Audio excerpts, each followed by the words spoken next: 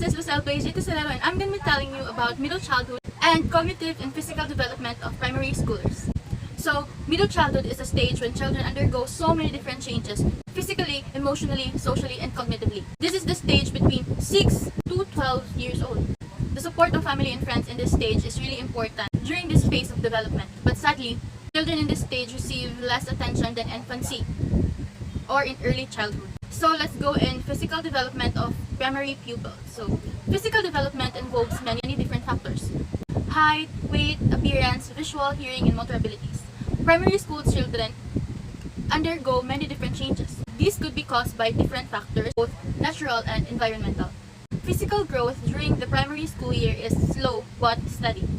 During this stage, physical development involves having good muscle control and coordination, developing eye-hand coordination, having good physical hygiene, and being aware of safety habits. In height and weight, in this development stage, children will have started the elementary stage, specifically their primary years, which is grade 1 to 3. This period of gradual and steady growth will give children time to get used to the changes in their bodies.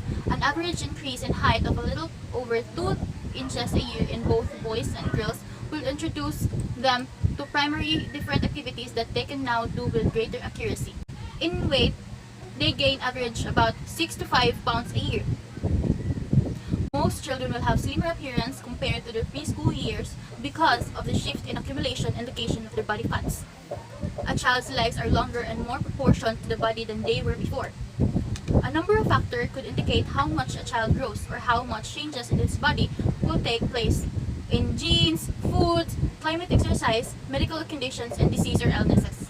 In bones and muscles, children years are the peak bone producing years. This is the best time to teach of good dietary and exercise habits to help them have strong, healthy bones throughout their lives. Many lifestyle factors like nutrition and physical activities can substantially influence the increase of bone mass during childhood. In motor development, young school-age children are gaining control over the major muscle of their bodies. Most children have a good sense of balance. They like testing their muscle strength and skills. Children in this stage love to move, like jumping, hopping, tumble, roll, and dance, because their gross motor skills are already developed. They can now perform activities like catching a ball with one hand, tying their shoelace, and they can manage zippers and buttons. In children's graphic activities, such as writing and drawing, are now more controlled but are still developing. Motor development skills includes coordination, balance, speed, agility, and power. So what are the meaning of those? So let's start in coordination. Coordination is a series of movements organized and timed to occur in a particular way to bring about a particular result. Children develop eye-hand and eye-foot coordination when they play games and sports. So, in balance, it is the child's ability to maintain the equilibrium or stability of his or her body in different positions. So there are different types of balance. First is the static balance. So static balance is ability to maintain equilibrium in a fixed position like balancing in one foot, while dynamic balance is the ability to maintain equilibrium while moving. So speed is the ability to cover a great distance in a short period of time, while agility is one's ability to quickly change or shift the direction of the body. Lastly is power. It is the ability to perform a maximum effort in the shortest period of time. So all these skills are vital in performing different activities, games, and sports. Development of these skills may spell the difference between success and failure in the future endeavor of a child. So let's now go in physical development of a primary schooler. So John Piaget is the foremost theorist when it comes to cognitive development. According to him, intelligence is the basic mechanism of ensuring balance in the relations between the person and the environment. Everything that a person experiences is a conscious process of assimilating and accommodation. So, what is reversibility? So, one of the most important development in this stage is an understanding of reversibility, or awareness that action can be reversed. So, let's now go on cognitive milestone. So, elementary age children encounter developmental milestone. The skills they learn are in sequential manner, meaning they need to understand numbers before they can perform a mathematical equation up until age 8. A child learns new skills at a rapid pace. Specifically, young primary school age children can tell left from right, they are able to speak and express themselves develop rapidly.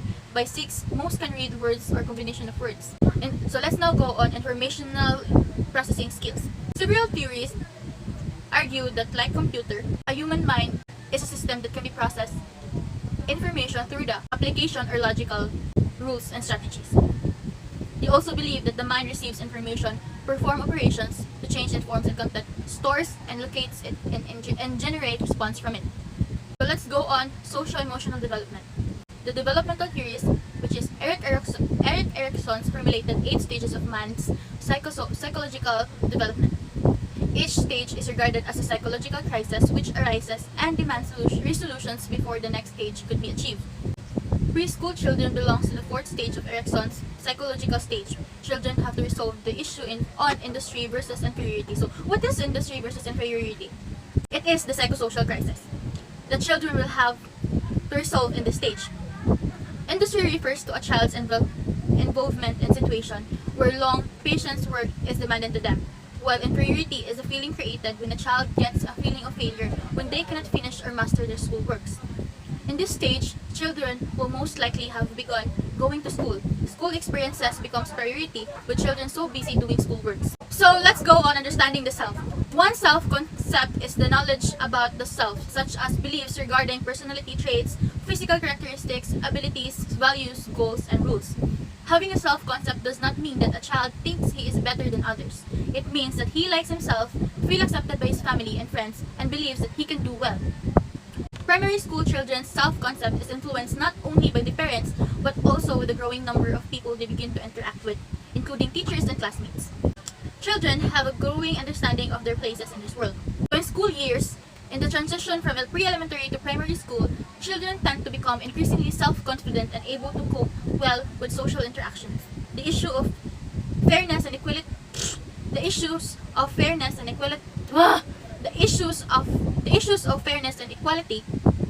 becomes important to them as they learn to care for people who are not part of their families.